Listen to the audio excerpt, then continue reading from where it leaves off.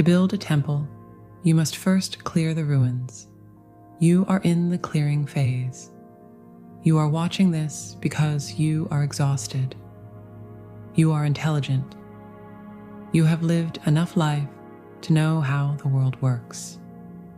You have built a foundation, perhaps a career, a home, a life that looks perfectly solvent and sophisticated from the outside. And yet, right now, you're staring into a void. You're asking yourself a question that echoes through the empty halls of your mind. Why does my life feel like it is falling apart since meeting him? You met someone. It was not a normal encounter. It defied logic. It bypassed your defenses. It felt like a quantum collision, a sudden, undeniable recognition. For a brief moment, you experienced a profound expansion. You felt the gravity of a connection that made the rest of the world blur into the background. But then, the separation happened. The unawakened counterpart pulled away. The fugitive retreated behind their walls, unable to hold the blinding light of the mirror you held up to them. And you were left standing in the sudden, deafening silence. Since that day, nothing has been the same. The things that used to bring you joy now feel hollow. Your old ambitions seem entirely pointless. Your friendships may feel superficial. You feel isolated, carrying a deep, unnameable grief. You are mourning a ghost. You are experiencing what mystics call the dark night of the soul. But I am not here to offer you empty platitudes. I am not here to give you false hope or tell you to just wait for his return. You are too wise for that, and you are far too tired of waiting. I am here to give you clarity.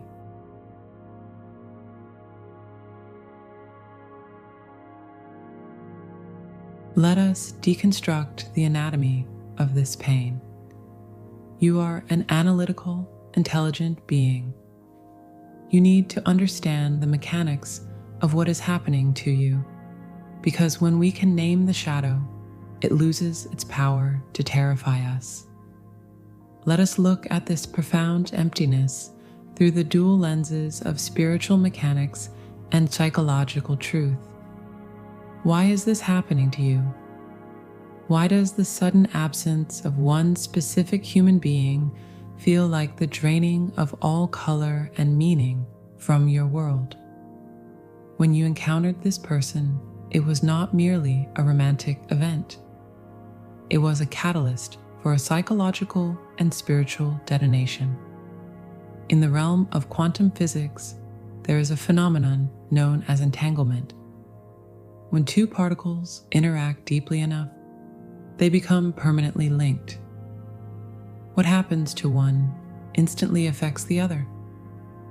It does not matter if they are separated by a millimeter or by the entire width of the universe. When you met, your energetic fields merged. You experienced a state of profound, undeniable resonance. Your soul recognized its own unique frequency of vibrating in another physical form. For a brief, intoxicating moment, you lived in that expanded state. You felt the gravity of a connection that made the rest of the physical world blur into the background. You felt completely seen, completely known, and entirely safe. But then, the physical separation occurred. The unawakened counterpart pulled away. They retreated behind their walls, unable to sustain the blinding frequency of the connection. And this sudden physical separation sent a violent, tearing shockwave through your entire energetic body. You experienced a phantom limb syndrome of the soul. Psychologically, your nervous system was thrown into absolute chaos. Your ancient, primal brain did not register the sudden absence of this profound connection as a simple breakup. It registered it as a literal threat to your physical survival.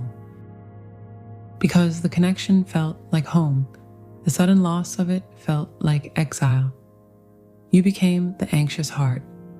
Your system flooded with cortisol and adrenaline. You entered the fight or flight response. Your mind raced at a terrifying speed. You tried desperately to fix it. You tried to analyze it. You tried to make sense of the senseless. You likely consumed endless information, looking for a logical way to bridge the sudden, agonizing chasm. You stayed awake in the dark, spinning tangled threads of thought, trying to solve a spiritual absolute with a logical mind. But the human nervous system is not designed to run on high alert forever. Eventually, it exhausts itself. It cannot sustain that level of panic and hypervigilance. When the nervous system burns out, it drops into the freeze state. This is the void. This is the heavy, suffocating depression you are feeling right now. This is why getting out of bed feels like moving through wet concrete. You are not clinically depressed in the traditional sense. You are in a state of profound spiritual incubation. You have lost interest in your old life. The ambitions that used to drive you now seem entirely pointless. The conversations with old friends feel superficial and profoundly draining. You find yourself staring blankly at a life you spent decades building, wondering why none of it matters anymore. The truth is, your old life was built by an older version of you, and that version of you died the exact moment your souls recognized each other. You cannot go back to who you were, because the person who lived that life no longer exists. Carl Jung taught us that when we meet a soul of this magnitude, we are encountering the ultimate mirror. We think we are just meeting our perfect counterpart, but the universe is far more efficient and ruthless than that.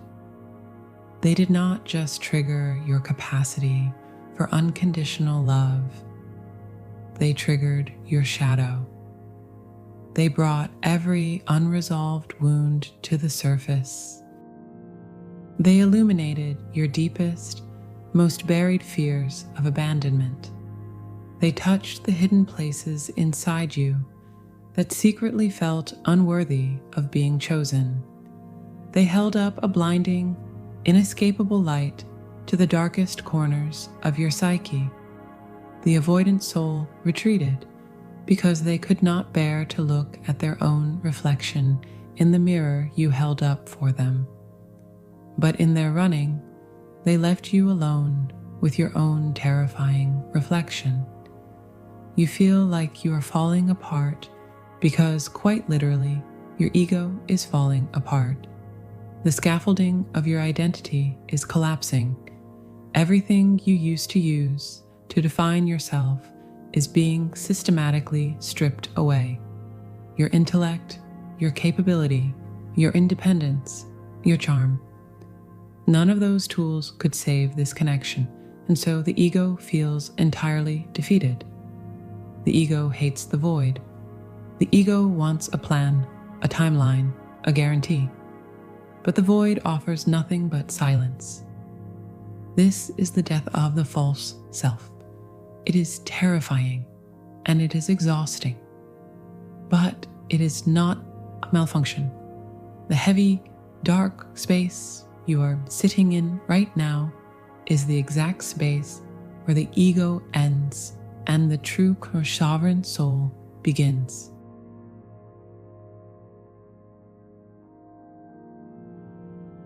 This brings us to the paradigm shift. You must stop looking at this agonizing phase as a punishment. You must stop believing that you have done something wrong. You are not broken. You did not fail a spiritual test. You simply reached the end of a specific level of consciousness. The pain you feel is the friction of your soul outgrowing its old container. it is time to radically change how you view this destruction. Consider the profound biology of the butterfly. We constantly romanticize the concept of transformation. We imagine that a caterpillar simply goes to sleep and seamlessly sprouts wings. But nature is far more violent and far more beautiful than that. To transform, the caterpillar must wrap itself in total darkness. Once inside the chrysalis, it releases enzymes that literally digest its own body. It dissolves its own tissues. It turns into a formless, unrecognizable soup. It becomes absolutely nothing. It willingly enters the void. If you were to cut open the chrysalis during this sacred phase, you would not see a beautiful winged creature. You would see decay. You would see what looks like total, irredeemable destruction. You are in the gooey phase right now.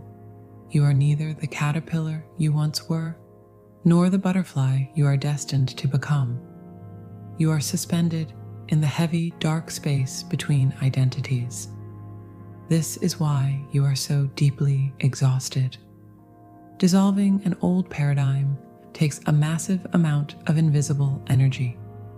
This profound apathy toward your old life is not a sign of psychological failure. It is a sign of immense spiritual success. The universe is systematically stripping away everything within you that is false. You are being emptied out so that you can finally hold the weight of your own true nature. This is exactly why the physical separation had to happen. When the avoidant soul ran from the connection, it felt like an ultimate betrayal. It felt like the universe handed you a miracle and then cruelly snatched it away. But from the perspective of your highest evolution, they did you a massive, agonizing favor. Let us look at this with cold, analytical clarity. If they had stayed in that heightened state of entanglement, you would have made them your higher power. You would have placed them on a pedestal so high it would have eventually crushed you both. You would have poured all your magnificent life force energy into healing their trauma. You would have made it your ultimate life mission to save them, to fix their unacknowledged wounds, and to perfectly maintain the fragile bridge between you. You would have happily abandoned your own spiritual sovereignty just to keep them comfortable. By leaving, they cut the external wire. They forced that blinding high-frequency energy to bounce aggressively back onto you. They took your profound psychological projection with them. In Jungian psychology, we do not just project our shadows onto others. We also project our own unacknowledged gold.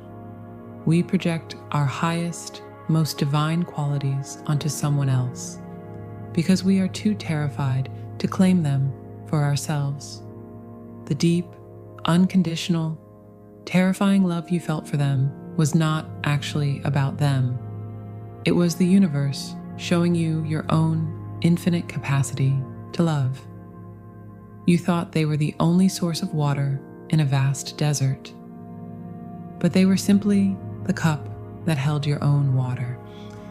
The divine perfection you saw in their eyes was nothing more than a reflection of your own immense soul. You were looking at your own spiritual magnitude, disguised in another human body. They were simply the mirror. They possessed the exact energetic geometry required to reflect your own dormant divinity back to your conscious mind. But here is the ultimate truth you must integrate to survive this void. You do not worship the mirror. You worship the light it reflects. You have spent months, perhaps years, mourning the loss of the mirror. You have been crying over the glass, begging it to return so you can see your own brilliant light again. but the light has always belonged to you. The alchemy of this dark night is forcing you to realize that you are the source. The void is demanding that you stop outsourcing your divinity to an unawakened counterpart. You are being asked to hold that immense love, that brilliant light, and turn it entirely inward.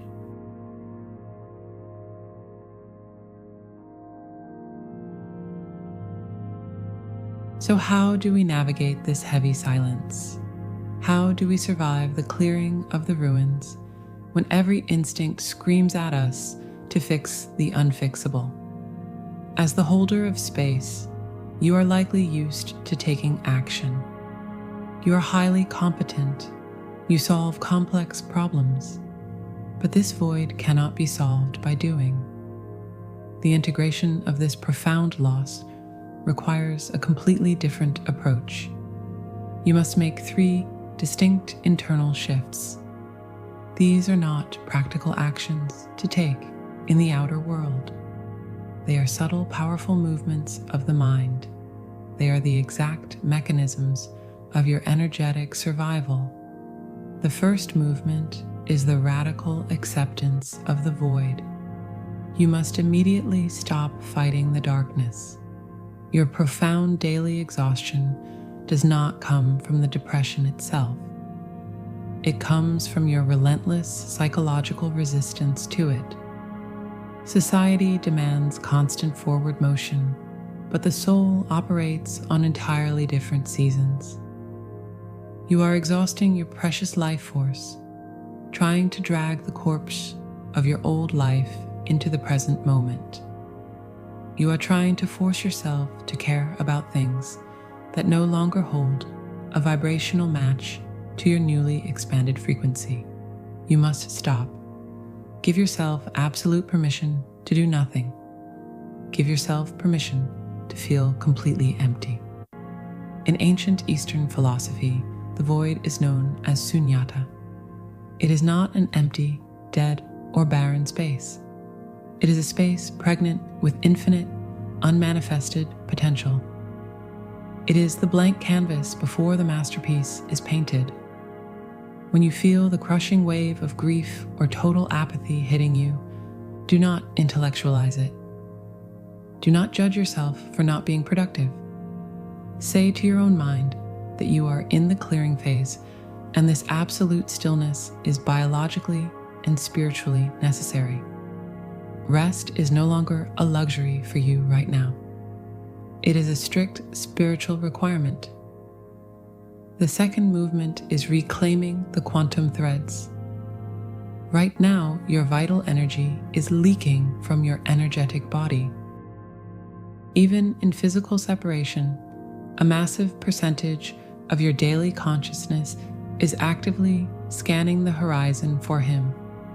You are analyzing his past motives. You are wondering if he is awake yet.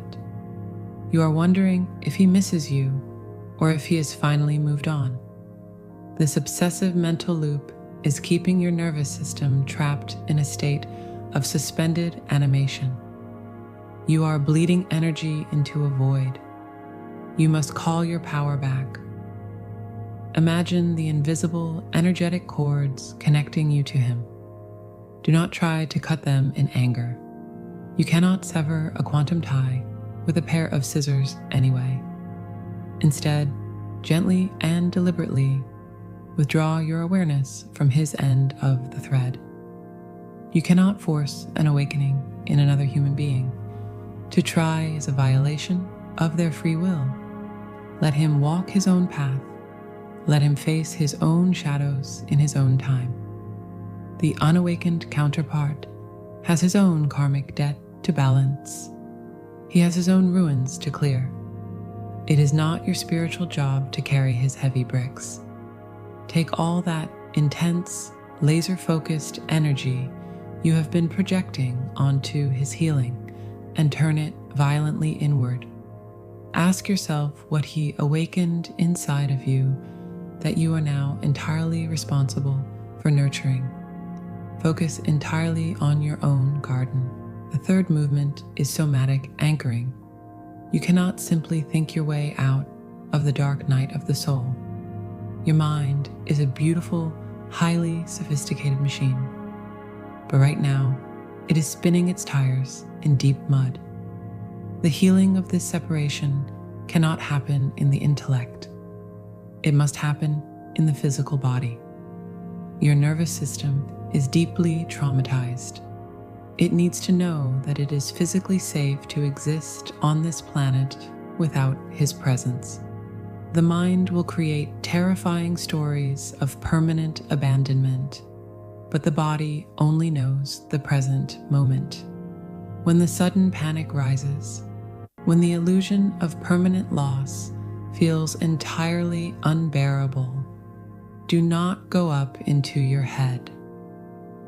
Drop your conscious awareness down into your physical form. Feel the absolute reality of gravity pulling your body down to the earth. Breathe deeply into the lowest part of your belly. Deliberately slow your heart rate. Speak directly to your own biology. Tell your body that you are safe, that you are whole, and that you are simply expanding. Every single time you successfully regulate your nervous system in the midst of this terrifying pain, you are building the strong walls of your new temple.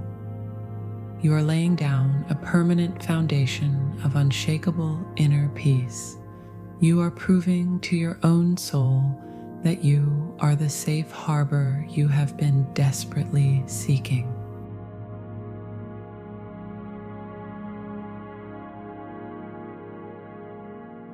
You are not losing your mind.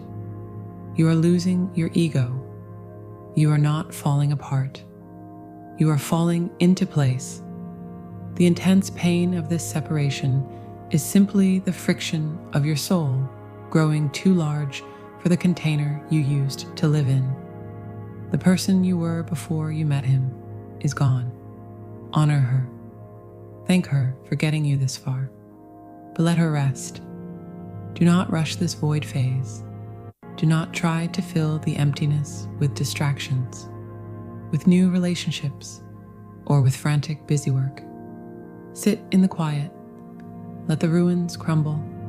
Let the dust settle. Because what feels like a tomb right now is actually a womb. You are being reborn. And when you finally emerge from this darkness, you will not just be healed. You will be sovereign. You will no longer be waiting for anyone to complete you, because you will have realized that you are the entire ocean all along. Take a deep breath. Hold your own space. You are doing beautiful work. Until next time, walk gently with yourself.